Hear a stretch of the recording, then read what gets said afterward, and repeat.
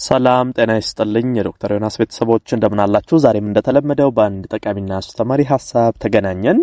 በዛሬ ፕሮግራም የምነግራችሁ ከኩላሊት ህመም ጋር በተያያዘ ነው። በተለይ የኩላሊት ህመም ከበፊቱ ይልቅ በአሁን ሰዓት ላይ በጣም የበርካታ ወገኖቻችንን ህይወት እየቀጠፈ በጣም ህመሙም እየተስፋፋ ብዙ ሰዎችን ለችግር እየዳረገ ይገኛልና በተለይ ብዙ ሰዎች የኩላሊት ህመም ሲጀምራቸው ወይንም ደግሞ ኩላሊታቸው ችግር ላይ እንደሆነ ምልክት ሲሰጣቸው ባለማወቅ የተነሳ ችላ ይሉና በኋላ በጣም ፌል እስከማድረግ ደረጃ ደርሶ ለከፋ ጉዳት ከደረሰ በኋላ ወደ ሕክምና ተቋም ይመጣሉ። ነገር ግን ይሄንን አስቀድማችሁ ማወቅና መጠንቀቅ አለባችሁ።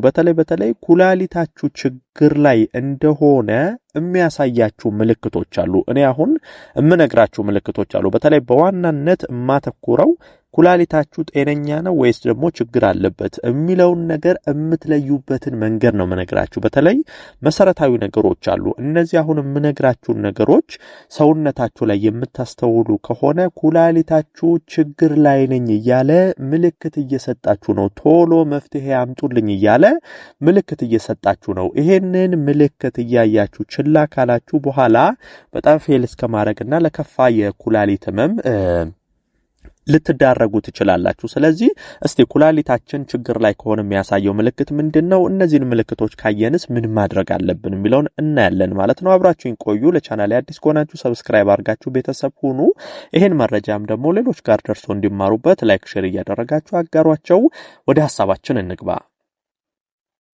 በመጀመሪያ ደረጃ ምንጊዜም ኩላሊታችሁ እየተጎዳ ከሆነ ኩላሊታችሁ ጫና እየበዛበትና ለህመም እየተዳረገ ከሆነ አንደኛ ደረጃ የሚያሳያችሁ ምልክት የሽንት መጠን መቀነስ ነው። እንግዲህ ይሄ የሽንት መጠን መቀነስ የኩላሊት ችግር ሲኖር ከሚታዩ ምልክቶች አንደኛው ነው። በተለይ ደግሞ ውሃ ኖርማል እየጠጣችሁ አንዳንድ ጊዜ ውሃ ብዙ ማጠጡ ከሆነ ሰውነት ላይ የውሃ ድርቀት ካለ ፈሳሽ በጣም ማትወስዱ ከሆነ የሽንት መጠን መቀነስ ሊኖር ይችላል። ነገር ግን ውሃ በበቂ ሁኔታ እየወሰዳችሁ ይሄን ያህል ሰውነታችሁ ለድርቀት ለውሃ እጦት ሳይዳረግ ሽንታችሁ በምትሸኑበት ጊዜ በጣም የሚቀንስ ከሆነ የሽንታችሁ መጠን አነስተኛ ከሆነ ኩላሊታችሁ በበቂ ሁኔታ እያጣራ መወገድ ያለበትን እያስወገደ አይደለም ማለት ነው። ይሄ አንደኛው ምልክት ሊሆናችሁ ይችላል። ምንጊዜም እንደዚህ አይነት ነገሮችን ማስታወስ አለባችሁ። በነገራችን ላይ የኩላሊት ህመም ካለና ከኩላሊት ህመም ጋር ተያይዞ የመጣ የሽንት መቀነስ ከሆነ የሽንት ከለር መለወጥም አብሮት ይኖራል። በተለይ የሽንት መቅላት ነው ብዙ ጊዜ ይሄ ደም የቀላቀለ ሽንት መሽናት። ምክንያቱም ኩላሊት የማጣራት አቅሙ በሚቀንስበት ጊዜ በጤናማ መንገድ እያጣራ ቆሻሾችን መወገድ ያለባቸውን እያስወገደ መቅረት ያለባቸውን እያስቀረ ካልሆነ ደም አብሮ ተቀላቅሎ ይወጣል። መቅረት የነበረበት ነገር ግን ኩላሊታችሁ እየደከመ ስለሆነ ይሄን መቆጣጠር ስላልቻለ አብሮ ደም ተቀላቅሎ ይወጣል። ስለዚህ ሽንታችሁን ስታስተውሉት መጠኑ መቀነስ እንደገና ደግሞ ከለሩ መለወጥ በጣም ቀይ መሆን ወይንም ደግሞ ደም አብሮ መሽናት ደም የቀላቀለ ሽንት አብሮ የሚወጣ ከሆነ ይሄ በፍጹም ችላ መባል የለበትም። ይሄንን ልታውቁ ይገባል።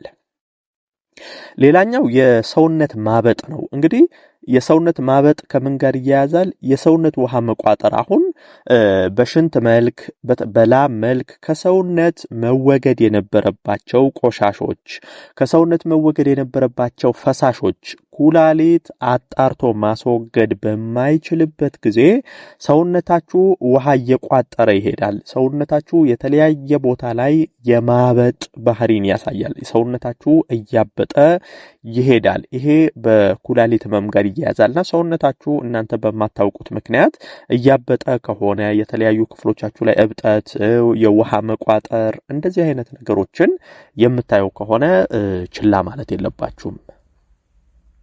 ሌላኛው የኩላሊት ህመም ሲኖር የሚኖረው የወገብ ህመም ነው። ምክንያቱም የተያያዙ ነገሮች ስለሆኑ ምንጊዜም የኩላሊት ህመም ሲኖር የወገብ ህመም አብሮ የሚኖር ነገር ነው። ይሄ ታዲያ በተለይ ብዙ ለኩላሊት ህመም የሚዳርጉ ነገሮች ከሌለባችሁ ድካም ሊሆን ይችላል፣ የተለያዩ ችግሮች ሊሆኑ ይችላሉ። ይሄ በፊት ያልነበረባችሁ በተለይ ደግሞ ላይ አሁን ከነገርኳችሁ ምልክቶችና ከታች ከምነግራችሁ ምልክቶች ጋር የተያያዘ ከሆነ ለምሳሌ የሽንት መጠን መቀነስ ኖሮ ሰውነታችሁ ላይ እብጠት ኖሮ እንደገና ደግሞ የወገብ ህመም አብሮ የሚኖር ከሆነ በፍጹም ችላ ማለት የለባችሁም። ይሄ የኩላሊት ምልክት እንዳለ ኩላሊታችሁ ድረሱልኝ እያላችሁ እንደሆነ ምልክት እየሰጠ ነው። ስለዚህ የወገብ ህመምም አብሮት ይኖራል።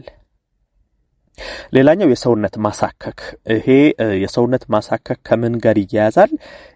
ከሰውነት ቆሻሻ ጋር። ምክንያቱም ኩላሊታችሁ አጣርቶ ማስወገድ የነበረበትን ቆሻሻ አጣርቶ ማስወገድ ስላልቻለ እነዚህ ቆሻሾች ደማችሁ ስር ነው የሚቀሩት፣ ሰውነታችሁ ስር ይቀራሉ። ኩላሊት በበቂ ሁኔታ አጣርቶ እያስወገድ አይደለም። ስለዚህ ምን ያመጣባችኋል ማለት ነው? የሰውነት ማሳከክ። የተለያየ የሰውነት ክፍሎቻችሁ ላይ ከፍተኛ የማሳከክ ስሜት ይኖራችኋል፣ የመብላት ስሜት ይኖራችኋል። ይሄ ደም ሲቆሽሽ፣ ሰውነት ሲቆሽሽ ወይንም ከኩላሊት ድክመት ጋር ተያይዞ የሚታየው ሌላኛው ምልክት ነው። ስለዚህ እንደዚህ አይነት ምክንያቱን የማታውቋቸው ማሳከኮች እንዲህ አይነቶች ካሉ እሱንም ችላ ባትሉ መልካም ነው።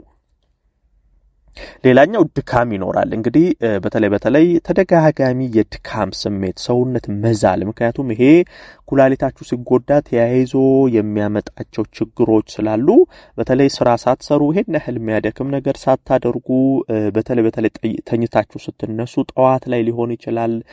በጣም ከፍተኛ የሰውነት ድካም ይኖራል። መዛል፣ ዝም ብላችሁ ተቀመጡ ብቻ የሚል አትንቀሳቀሱ ብቻ የሚል ሰውነት በጣም የመዛል ምንም ነገር ለማድረግ ፍላጎት አለመኖር፣ እንደዚህ አይነት የድካም ስሜት፣ ከፍተኛ የሰውነት መዛል፣ መድከም፣ እንደዚህ አይነት ነገሮች በተለይ ላይ ከነገርኳቸው ምልክቶች ጋር ተያይዘው የሚመጡ ከሆነና እንዲህ አይነት ድካም ካለ ይሄንንም ችላ አትበሉ። ሌላኛው ከፍ እያለ ሲመጣ በተለይ ከላይ ያየናቸውን ምልክቶች አሳይቶ እናንተም ችላ ማለታችሁን ከቀጠላችሁ በኋላ ላይ ማቅለሽለሽ፣ ማስመለስ ወደዛ ይገባል። በኋላ ምግብ አለመርጋት፣ ምግብ ከተመገባችሁ በኋላ እያቅለሸለሻችሁ ይሄዳል፣ እያስመለሳችሁ ይሄዳል። ይሄ ህመሙ እየተባባሰ ሲሄድ የሚያሳየው ምልክት ይሆናል ማለት ነው። እንግዲህ እነዚህ በተለይ አሁን የነገርኳችሁ ከላይ ከሽንት መጠን መቀነስ ጀምሮ እስከ ወገብ ህመም፣ ማሳከኩ፣ ተደጋጋሚ ድካም ስሜቱ፣ እነዚህ ነገሮች ሁሉ እየተደማመሩ ሰውነታችሁ ላይ የሚመጡ ከሆነ ኩላሊት ፌል ከማረጉ በፊት ለከፋ ጉዳት ከመዳረጋችሁ በፊት በጊዜ ሕክምና ተቋም ሄዳችሁ አስፈላጊውን ሕክምና ምርመራ ማድረግ ያስፈልጋል ማለት ነው። ዶክተር ዮናስ ነበርኩ። ይህን ሐሳብ ላይክ ሼር አድርጋችሁ ለሌሎችም አጋሩ። ለቤት አዲስ የሆናችሁም ቻናሌን ሰብስክራይብ እያደረጋችሁ ቤተሰብ ሁኑ። የዛሬን በዚሁ አበቃው። በቀጣይ ቀን ደግሞ ሌላ ጠቃሚና አስተማሪ ሐሳብ ይዤላችሁ ዳግም የምንገናኝ ይሆናል ማለት ነው። እስከዛው በያላችሁበት መልካም ጊዜ